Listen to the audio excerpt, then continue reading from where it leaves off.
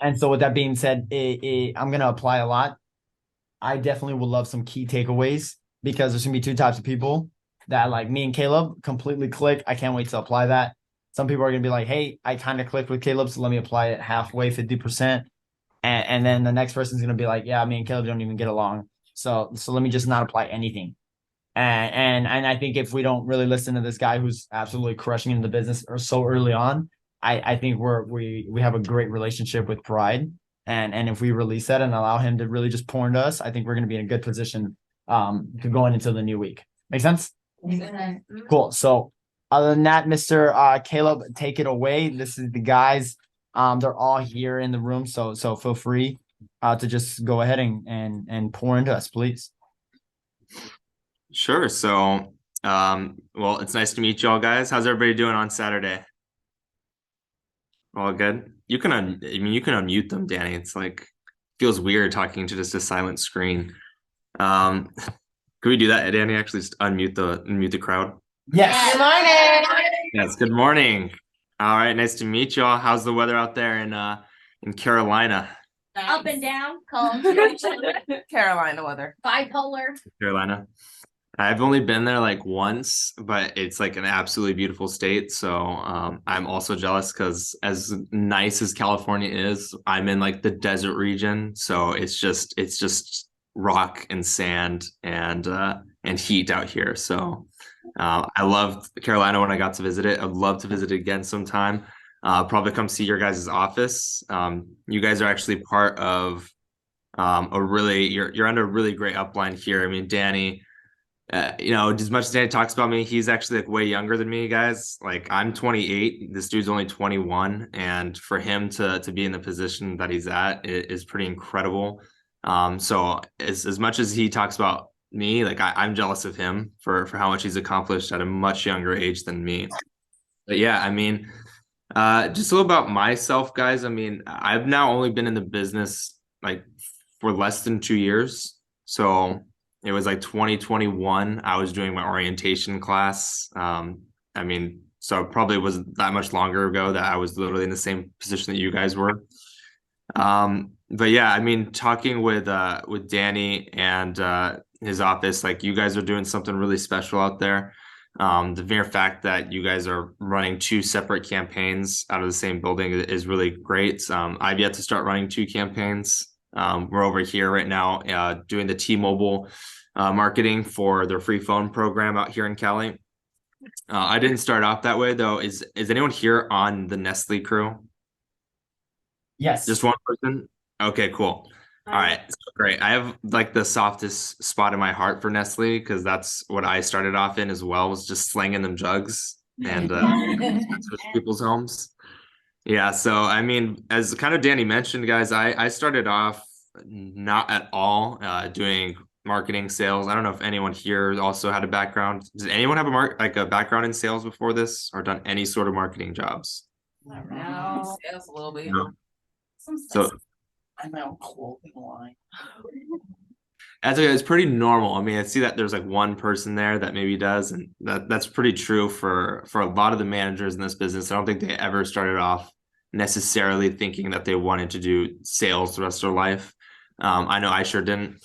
I went to school for film and television production because I'm like the classic Californian here, and I really wanted to make it big in the movies. Danny says Brad Pitt was my best friend, and that's definitely true. You should definitely believe that. I didn't grow up trying to be an actor or anything like that, but I was more into like the arts background. So I worked in Hollywood for a few years, mostly doing what's kind of known as like film development, which is I help everything like a project kind of make their way into production. So all the decisions that are made before that, in terms of like getting a story, getting a script, getting a project going, getting the talents that kind of goes on to actually make it into an actual movie. That was more what I was a part of.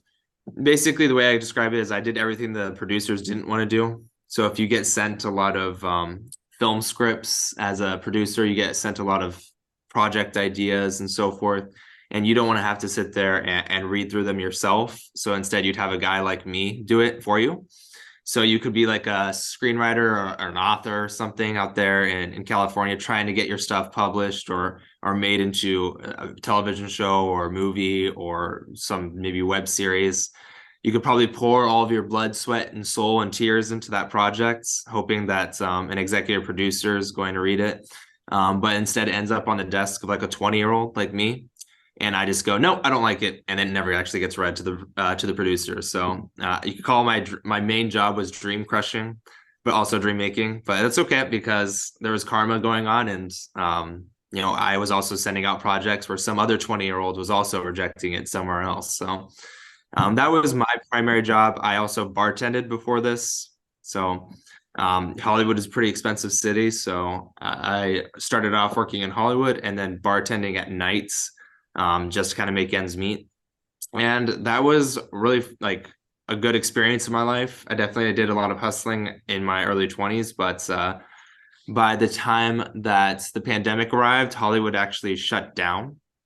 And so at that point, I was kind of left doing nothing, kind of just collecting unemployment for the few weeks after that. Was anyone else ever in the same position? Oh, okay, most of us, yeah. So the pandemic at that point pretty much changed my whole life because I wasn't sure what I was going to do. I wasn't sure if I wanted to continue in Hollywood.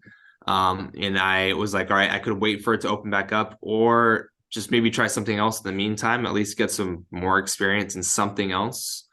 So I came out here to where I'm at right now, which is actually where I was originally from. I grew up it's called the Inland Empire. It's like a little bit further down than LA. It's like an offshoot of LA.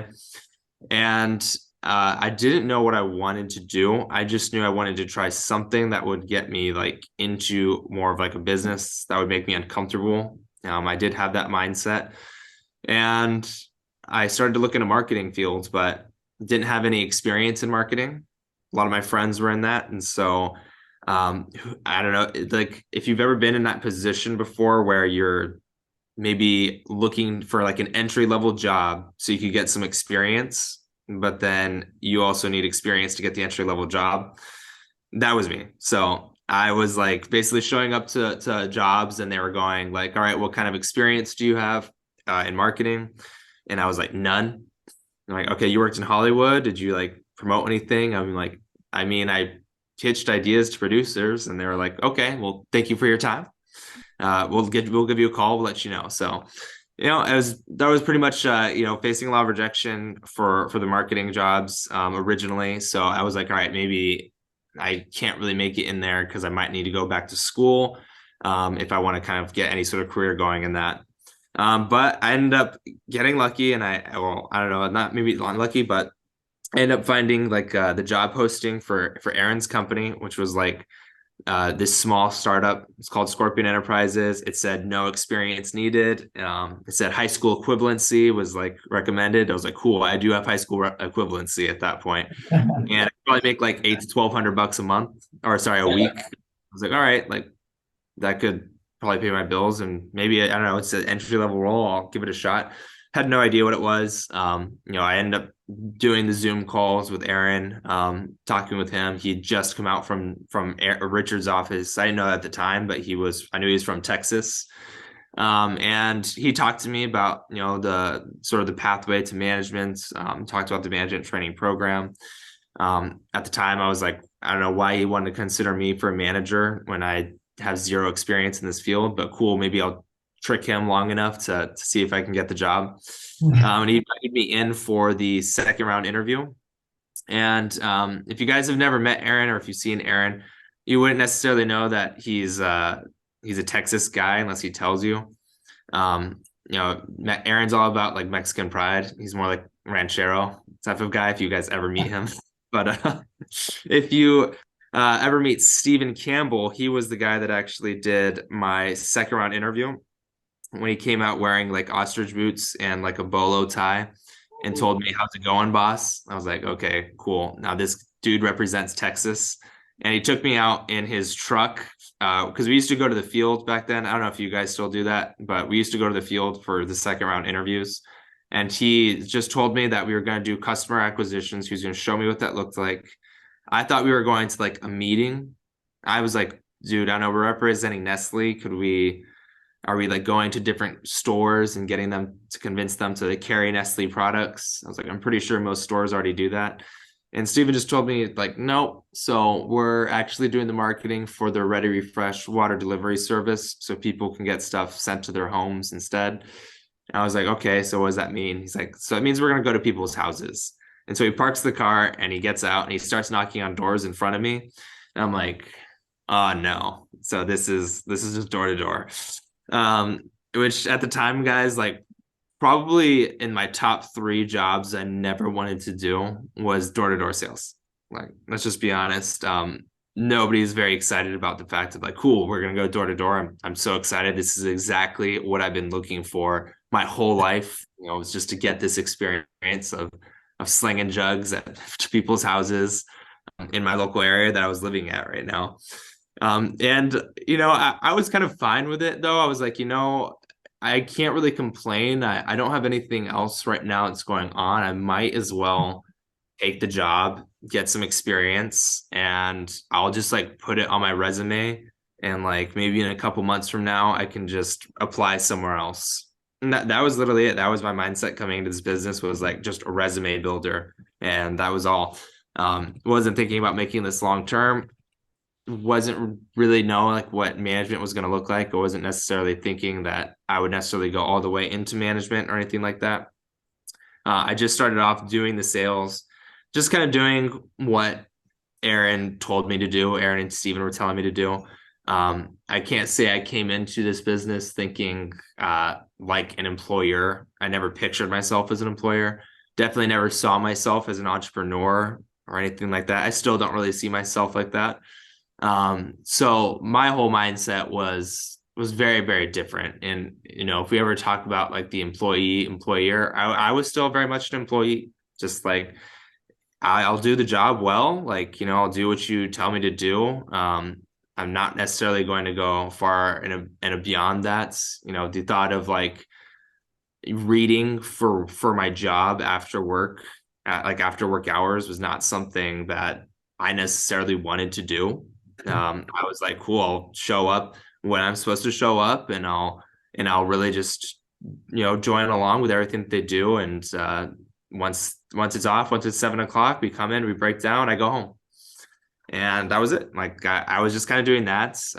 And probably much to Steven's frustration, because I think he saw a lot in me, but you know, I just didn't really have that sort of initial drive that, you know, I think someone like Danny probably did.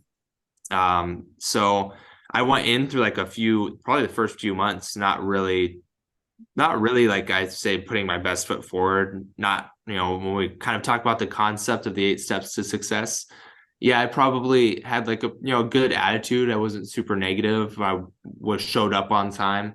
I don't think I had a step 7 though. And I for sure did not have a step 8, which was, I didn't really take control over anything. I was just like, tell me what to do and I'll do it. And that's it. Like, you know, I'm not necessarily like there to really like take control of my own journey and really push towards that management. It probably wasn't really until I watched Steven, who was the best type of trainer. It's like just my bro to this day because of everything that he did for me. It was really watching him get promoted into management and realizing that like he went out to Chicago to literally start his own business. And watching him just kind of grow that from the ground level up. And that was when I really like, you know, talking with him, getting to understand why he was doing this job and getting to really pick his brain about it. Because if you guys don't know this, Steven had the opportunity to actually like start working for one of his dad's companies right out of college. He probably would have started off making like $300K a year, which is, I mean, I wasn't offered that. I would have a pretty, I don't know, who here would probably have a hard time turning down a $300K position after college, right? Like, yeah. So I'm like, dude, like $300K position, running one of your dad's companies. Why are you knocking doors in California with me? I just didn't understand that. And when he sort of broke down the sort of opportunity that this business really provides, and when he told me what he wanted, it was really kind of just hearing how he thought. like why he wanted to do this, what he wanted to get out of it, and like what the business can really offer for someone like Steven to be able to do. And it kind of opened my eyes for a second there. I was like, dude, this dude's like, he could be just gonna make 300K and he's choosing to do this. Like, I'm probably the most I've ever made in Hollywood, and like working in LA was like over like maybe a little over 40K. I was like, I have no excuse to like not really put my best foot forward and like actually maybe give this thing like a full try. And that's not to say that that happened right off the bat. It's pretty hard to shake, I think, out of an employee mindset. Unless like, there's a few people who might just naturally have that, who've kind of always seen themselves as their own bosses. But I wasn't one of those people. I typically speaking was not the person to always like take charge of a situation. And that was probably one of my biggest struggles going through the program was, I did all the right things. I would show up at the right times. I would, when I moved to leadership, I would do all the right interviews. I would do the things that Aaron taught me, but I never really was progressing for a while because I don't think I ever really learned for myself that like, this is not just like a program where if I just kind of sit in it for a while, like eventually, like if I just kind of do the right things, eventually things are just going to work out and happen for me. It's kind of like it was kind of like going back to Hollywood for me and being like, I'll just kind of chill out in like an entry level job. And like, I don't need to do any of the networking. I don't need to do any of like the extracurricular stuff needed. And like, if I just kind of wait it out, eventually, that ultimate screenwriter gig will just happen. Like I'll just suddenly get recognized one day. Somebody's just going to walk into the bar I'm working at and just offer me the perfect position that I've always wanted. See some people smiling. Yeah, that's kind of like just a fantasy that I think all of us have. But like the truth is like, no, like unless I actually started to see that the program was my own journey and I was like going to actually put like 100% into this, like I would really have to do things for myself. And I couldn't just wait for Aaron to just tell me enough times what I need to do for him to promote me. The way I kind of look at it is you all play video games. Does anyone here play video games? Yeah, somewhat, maybe. We all played them. You guys know what the term NPC means? Yes. All right, like a non-playable character. Oh, yes. Right. So like if you guys don't know, like the non-playable characters are basically all like, the characters that you don't have control of that are in the video game that are basically just sticking to like their basic scripts and coding. And like what would you guys say is like the main difference between the playable character and the non-playable character? You get to make the choices. They're actually making the choices themselves, and they're also the ones that are taking the action, right? If there's like the danger that's kind of, in the video game, whatever, there's the monster, whatever, the bad guy in the video game that basically is creating danger. All the NPCs are kind of running from it. And then the actual playable character is your job is to progress in the game is actually to move towards it instead. And I really kind of have, in my time now during this sort of business, have recognized that there's definitely two different types of people in it. There's the playable characters and then there's the non-playable characters. If you're kind of a person that just gets up in the morning, runs some like, does your basic morning routine, shows up to work on time, does the little tasks that are scripted for them already, is kind of more of an observer of the management training program, meaning like they're just kind of witnessing it, but they're not actually taking part of it. And say they just kind of go home after the field is over, and they go home, eat some dinner, watch some Netflix, go to sleep, get up the next morning and do the same thing. Well, it's kind of the way I look at it is like, in a way, that's sort of the lifestyle of a non-playable character. Just like you're not even really the main character, like in your own life in a way. Like for me, I felt like that was me. I was in the beginning was kind of a non-playable character. I was just like not taking control over my own actions. I wasn't really like putting my whole self into it, where I was like, this is my journey through the program. This is where I'm going to face these obstacles. And those obstacles are there for me for a reason, because that's part of my journey. That's a part of my story. Instead, it was like, there's obstacles in the way. Aaron, can you take care of those for me? Right? Because that's not in my basic coded scripts. So I need you to actually run towards that for me to make it a little bit easier, so then I can go back to basically the normal daily routine. I shouldn't really do more than what my job description really entails. And that, I think, was the hardest part, was actually kind of coming to that realization of like making the choice for myself to really actually look at it and going, this is my story and I am going to take full control. And anytime that like things don't work out, that's based on my own decisions and basically how I handle different obstacles.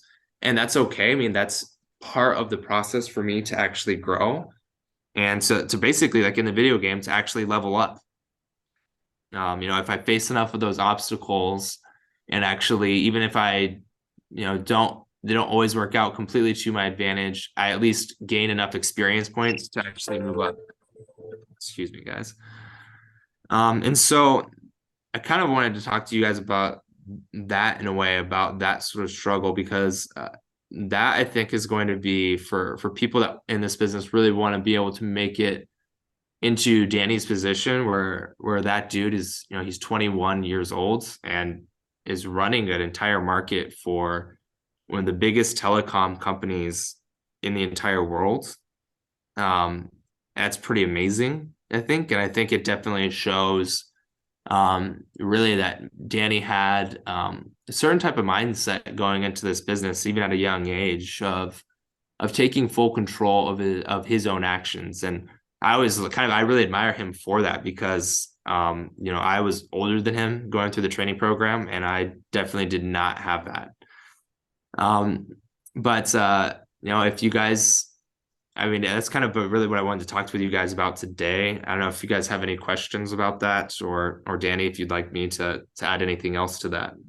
Yeah, I really thought we can open up for Q&A for about 15 minutes. I guess one question I had for you, because I want to kick it off because that was just such a good call. Was what was your results when you were being that NPC, like that non-playable character, and like sticking to your code, versus when you started taking control and like kind of started envisioning yourself running your own market? Yeah, so the results were definitely not good. Again, I think like especially as like say a leader, because at that point, like I was in leadership, and back then, guys, we didn't have our structure. We didn't have the level 1s, we didn't have the level 2 leaders or the masterminds. That wasn't really part of the structure. That wasn't something we started implementing until later on. So my first promotion into leadership, I got promoted to leadership really quickly, because I was actually the first leader that Aaron promoted in California. So it only took me about a week to qualify for leadership. My next promotion wasn't until 10 months later, and that was assistant management. So there was no like junior to senior, level 1 to level 2. It was just like account manager for 10 months straight, until finally moving into assistant management. I built one leader on Nestle. They dropped off after I switched to doing the free phone program for T-Mobile. And I'll just say it took me a very long time before I could ever build up a leader. I would say, yeah, it took me months, because the results of the time where I was just kind of doing the basic things, and I wasn't actually leading my people in anything, because I was just doing the basic I was just showing them what to do, like the basic necessities of what the job entails.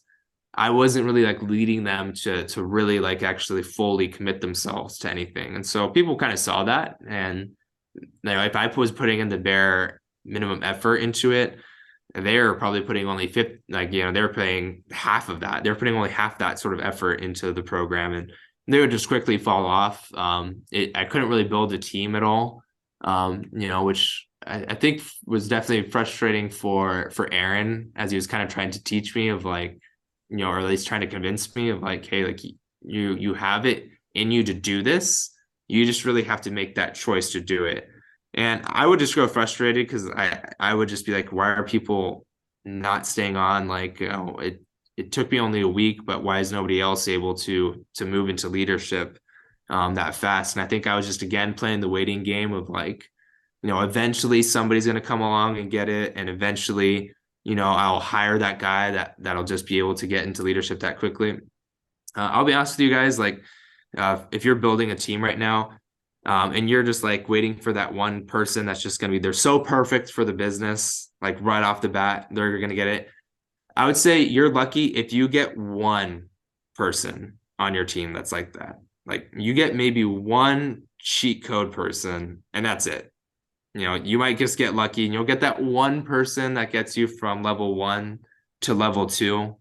But to get from level 2 to mastermind, like that will require you to actually have to actually develop strong leadership skill sets to do it. And so once I think I made the choice, and I really did it because it took me a while, guys, to fully commit. If you ever heard the term 100%'s a breeze, 99% is a bitch. It's true, because I definitely did not put my full efforts of everything that I wanted, to really make this where I'm like, this is what I really want to do. This is what I want to accomplish. I'm going to give it my all. It took me a while. Once I made that choice, it didn't happen right off the bat. I just remember getting on a call with Steven, who, at the time was like, dude, why are you still in account management? Like, why are you still a leader? Why have you not moved on? And realizing like the level of effort that I would need to actually physically put in to really be like, hey, not only am I going to put all of this in, but I'm really going to have the mindset of like, this team that I'm building right now is my future company. Like, so not looking at being like, once I get into management, then suddenly like I'm an owner, but like I'm an owner right now and I'm building my future company. Like the people that I am training right now are going to be the other people that are around me when I start this thing, and who I need to have the skill sets to help me to actually build up once I'm on my own. And so once I started to take more control of like literally being like, all right, this is my team, this is the company, like, that's when I started coming up with like team names, doing one-on-ones, like scheduling one-on-ones with my guys, going over like all the things that we needed to do to get them into leadership, to like actually taking the time to sit there and read every night and find people to network with, and really help my guys to network out with as well. And like actually being a real coach for them, like trying to better myself so I could coach them more and more. That's only then when I finally got to see the results of actually, okay, cool. Like I'm actually now in the qualifying stages for assistant management. It still didn't happen right away, but I would say like, growth is pretty exponential in this program. It things don't happen like at just a steady pace. I think really like it takes a long time for you just to kind of beat your head against the wall long enough where you eventually, through trial and error, eventually get the skill set. And once it's there, literally like your qualifications to getting into management, it just like happens usually within just like the last month or the last few weeks. It's pretty instantaneous after that. But if there's any other questions, or if there's anything else too that I can help you guys with. Yeah, How's it? I'm not sure if I missed it, but how long did you say you were in the program? I was in the program for about 10 months. 10 months. I'm going through it now. Any other questions? I have a question. Yep. Go ahead. What is something that kept you motivated throughout your time from moving from account manager into assistant manager?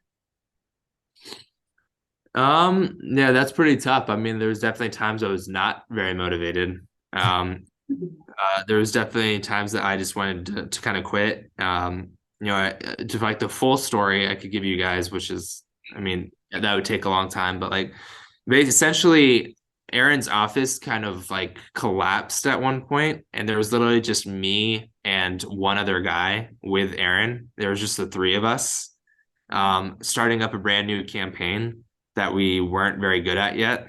And that was definitely very tough to kind of see the light at the end of the tunnel at that point. So, like if you've been at like Richard's office, like that's just such a huge, well-oiled machine. What we were not that. We were just literally a three-man show, desperately trying to get people to come join us, and trying to train them on a program that we weren't very skilled at yet. We weren't the best because we were still figuring it out. That was definitely hard to stay motivated because I was like, I don't even know if like everything's going to work out. I might need to start looking for a new job at one point. But for me, my decision really came from like looking back on the things I'd done before, which is I hadn't really, just to get like a little more personal, you guys, I looked at my own life and going like, dude, if I quit right now, I go back to being the same person that I was before. And I was looking at it and going like, dude, I don't want to be that same person. Like that was the person who, to be honest, I think part of the reason I wasn't successful in Hollywood was I was just afraid to really take control there. Again, I think I was an NPC in my own life during that time where I just kind of wanted things to happen. And I was never known for being diligent. I was told a lot, that I was a smart guy growing up. I was told that like, you're like precocious, like you're wise for your age type of thing. And people always saw me as talented. But I came to realize like those types of things are very much just attributes. It's kind of like being tall, where it's like, congratulations, you're tall. Like you don't really have much say in it. Like that's not something you can really be all that proud about. Like, so like kind of looking back and like I just was never known for really being like diligent and like putting myself out there. And I think that came from definitely like fear of failure, because usually when you're told things like that you're smart and that you're creative, sometimes it can be kind of scary to want to put yourself out there because you might do something that might prove that you're not those things. And so kind of getting over that and realizing like, dude, that's kind of sad and pathetic. And I think the only time you're really a failure is when you just don't try and you really don't do anything and you let your own fears or bad habits just kind of keep you from reaching your full potential. Like an epic failure you can get behind, right? Like even if Danny's like, if this whole company failed, like Danny wouldn't be a failure. Like he's like, dude, I tried out this big thing and it failed, but like I got all this experience out of it. It taught me a lot, like, and so it's like, that's not real failure. Real failure is just like, dude, I just kind of didn't do anything. I just kind of frittered time, let it pass me by and never really accomplished anything. And I started to look back at it and be like, dude, if I just like quit because it's really hard right now, like that's just another thing where it's like, this is challenging me. It's making me uncomfortable. It's making me get out of bed and making me do the things that I don't want to do. But it is changing me. And if I stick with it, it's going to force me to change myself and become a better version of myself. I'm going to learn a lot. And so that was when I was like, okay, like, I don't want to go back to the same person. I do want to move on to the next area of my life. So I just basically I was like, all right, I'm going to finish this. I almost didn't care what happened after the program. I was like, I'm going to finish the program and I'm going to move into management. And I just made that choice, and making that choice was really when it was the hardest thing for me in the program. But once I made the choice, it became much easier. And that's when the results actually, as Danny kind of, when he asked me, and that's when the results actually started to happen. Yeah.